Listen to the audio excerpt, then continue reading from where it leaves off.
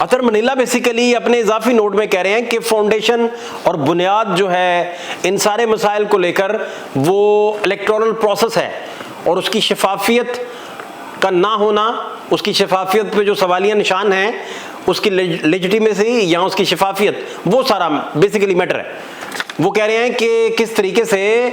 एक पार्टी जो है वो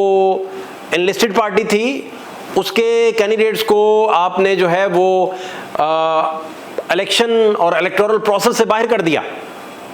और आप ये कह रहे हैं इलेक्शन कमीशन कि आपने ये फैसला सुप्रीम कोर्ट के फैसले की रोशनी में किया है।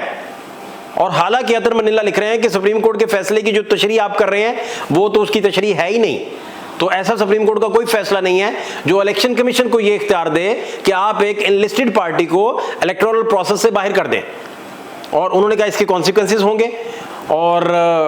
उन्होंने साथ में लिखा कि साथ जो अहम तरीन बात लिखी कि पीटीआई के मेंबरान को इंडिपेंडेंट डिक्लेयर करने के बाद वो लिखते हैं कि this undisputed fact is evident from the orders passed by the commission, कि ये एविडेंट हो चुका है जो कमीशन ने ऑर्डर पास किए उनके जरिए। बेसिकली जो उन्होंने जो बुनियाद खींची है वो बेसिकली ये कह रहे हैं कि इलेक्शन का प्रोसेस और इस इदारे ने जिसने इलेक्शन करवाना था उसने एक तो वो रिकॉर्ड सारा लेके आए सुप्रीम कोर्ट के सामने और सुप्रीम कोर्ट को बताए कि इन गैर मामूली हालात में उनको कितनी कंप्लेंट्स मौसूल हुई हैं और उन कंप्लेंट्स पे जो उन तक पहुंची क्या फैसले किए गए इलेक्शन कमीशन ने और कितना रिलीफ दिया उन पार्टीज को जो गरीब पार्टीज थी, जो महरूम थी या जो ये चाह रही थी कि उनको इंसाफ मिले। और दूसरा वो ये कहते हैं कि जितनी भी पिटीशन सुप्रीम कोर्ट के अंदर लगी हुई हैं इलेक्शन के प्रोसेस को लेकर, उसकी शफाफियत को लेकर, वो सारी की सारी जो हैं वो फुल कोर्ट के सामने इनके साथ मखसूस नशिस्तों वाले केस के साथ नत्थी कर दी जाएं और इस फाउंडेशन के बगैर बाकी चीज़ों को देखना उनका कहना है कि बेसूद है। जो आज के फैसले जो उनका नोट है जो उसका मतलब निकलता है, जो उसकी तशरीह निकलती है। दूसरा मैं अगर पढ़ दूं जो उन्होंने लिखा आज बेसिकली अतर मनीला साहब लिखते हैं कि मखसूस नशिस्तों के केस में जो इजाफी नोट दिया उन्होंने कहा कि बादियो नज़र में सुप्रीम कोर्ट का फैसला किसी जमात को नाअहल करार देने के लिए नहीं था। उन्होंने कहा एक तो ये फैसला किसी भी जमात को नहीं था कि वो उसे जो है वो नाअहल करार देता, उसके जो कैंडिडेट्स हैं उनको वो जो है इलेक्टोरल प्रोसेस से बाहर कर देता। दूसरा उन्होंने कहा अदालती फैसले की गलत तशरीह से बड़ी सियासी जमात को इंतखाबी अमल से निकालकर वोटर्स को इनका जो बुनियादी राइट है उससे महरूम किया गया, उन्हें डिप्राइव रखा गया। जो लफ्ज उन्होंने लिखे 8 फरवरी के इंतखाब से कबल, दौरान और बाद में क्या क्या शिकायत थी, इलेक्शन कमीशन इसका मुकम्मल रिकॉर्ड दे। मसलन अगर कोई कैंडिडेट, कोई एमपीए या एमएनए उनसे कहता है कि मेरे इलेक्टोरल प्रोसेस को ये मसाइल आए, तजवीज़ कुनंदा, तौईद कुनंदा से लेकर वो सारी डिटेल इलेक्शन कमीशन को बताता है तो फिर। दूसरा उन्होंने कहा कि इलेक्शन कमीशन को किसने कहा है कि ये मलबा आरओज़ पे डाले। आरओज़ को क्या इख्तियार है कि वो किसी भी जमात के कैंडिडेट को इंडिपेंडेंट करार दे दें। तो ये तो, और फिर एक जगह मुनीब अख्तर साहब ने गालिबन कहा था उस दिन फुल कोर्ट में कि भाई आप सिकंदर साहब हमें बताएं, आरओज़ भी तो आपके हैं, आप आरओज़ ना करें। ये बात भी उन्होंने की। और जिस दिन ये लास्ट 13 रुकनी बेंच बैठा था तो उस दिन बड़ी वाज़ेह बरतरी थी मुनीब अख्तर साहब के ग्रुप को या मंसूर अली शाह साहब के ग्रुप को या अतर मनीला साहब के ग्रुप को 7-6 की, उधर एक वोट ज्यादा था। तो ये बहुत सारे लोगों ने फिर इसका तबसरा लिखा किया। ये मतीउल्लाह जान साहब ने लिखा, अली इशफाक साहब सीनियर कानूनदान है, उन्होंने ये ट्वीट की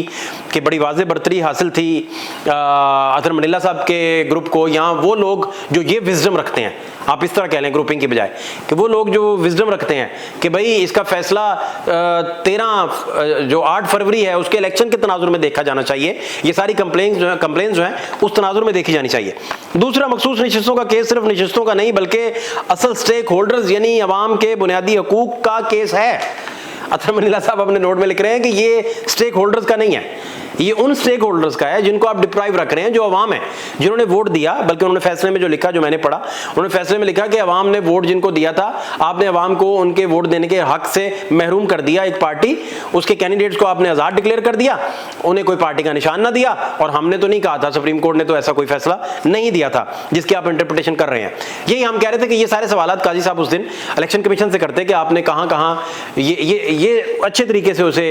ग्रिल करते, सवाल निकलवाते कि भाई इलेक्शन कमीशन को कब हमने कहा था, आप बार बार काजी साहब जब भी आपके बल्ले वाले फैसले का तज़किरा होता है तो आप बार बार फरमाते हैं कि इंटरप्रेट गलत किया गया है। यही आपके कोलीग जज भी कह रहे हैं, यही अतर मनीला साहब भी कह रहे हैं, लेकिन वो ये सारी बातें इलेक्शन कमीशन से काजी साहब लीड करके पूछते तो फिर इसकी ज़्यादा वर्थ होती, इसकी ज़्यादा वैल्यू होती, इसका बेहतर इम्पैक्ट आता। इलेक्शन कमीशन मुतमईन करे कि आम इंतखाबात में इलेक्शन कमीशन ने तमाम सियासी जमातों को यकसम मौके देकर अपनी आईनी जिम्मेदारी पूरी की है। इलेक्शन कमीशन जो है वो फुल कोर्ट को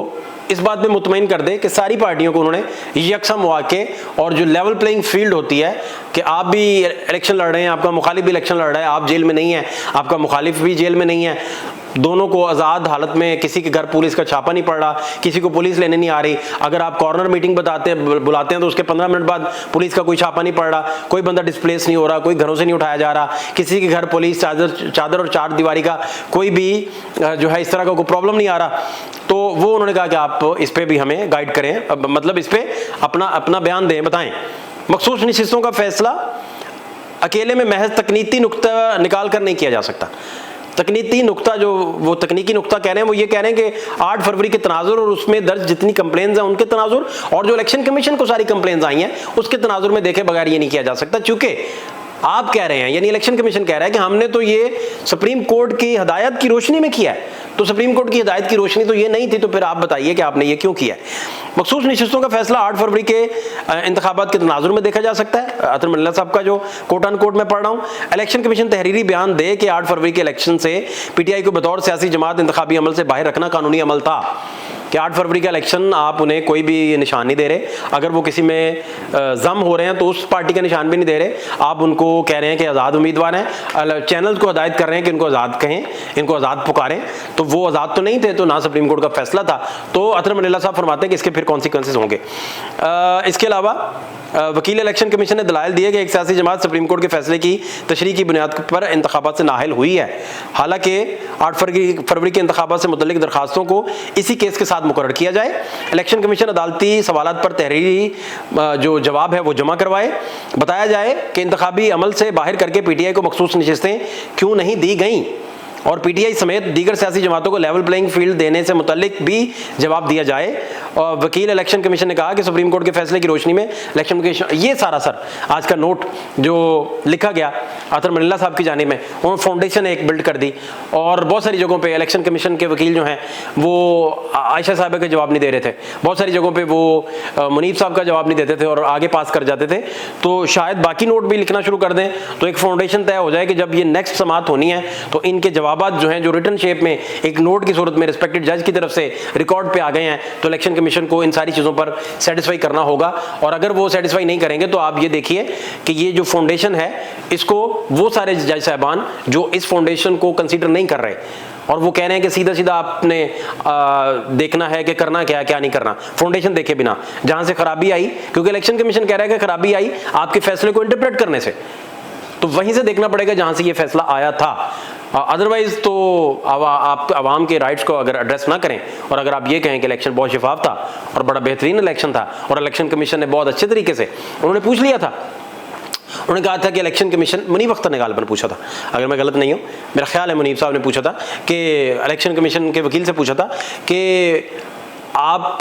सदर पाकिस्तान कौन थे, उन्होंने कहा आरिफ अलवी थे, पहले आरिफ नकवी उन्होंने कहा, फिर कहा नहीं आरिफ अलवी थे, तो उन्होंने कहा कि हुकूमत कौन सी थी, उन्होंने कहा जी सियासी हुकूमत थी, तो उन्होंने कहा कौन सी हुकूमत थी, उन्होंने कहा जी वो हुकूमत थी केयर टेकर्स, तो उन्होंने कहा वो न्यूट्रल होती है, उन्होंने कहा हाँ न्यूट्रल होती है, उन्होंने कहा उतनी ही न्यूट्रल होती है जितना आपका इदारा न्यूट्रल है, उन्होंने कहा जी बिल्कुल। तो ये बड़ी अहम तरीन डिस्कशन हुई। आने वाले दिनों में मजीद भी आपको इस पर अपडेट करेंगे। फात शहबाज खान को इजाज़त दीजिए, अल्लाह ने के बाद।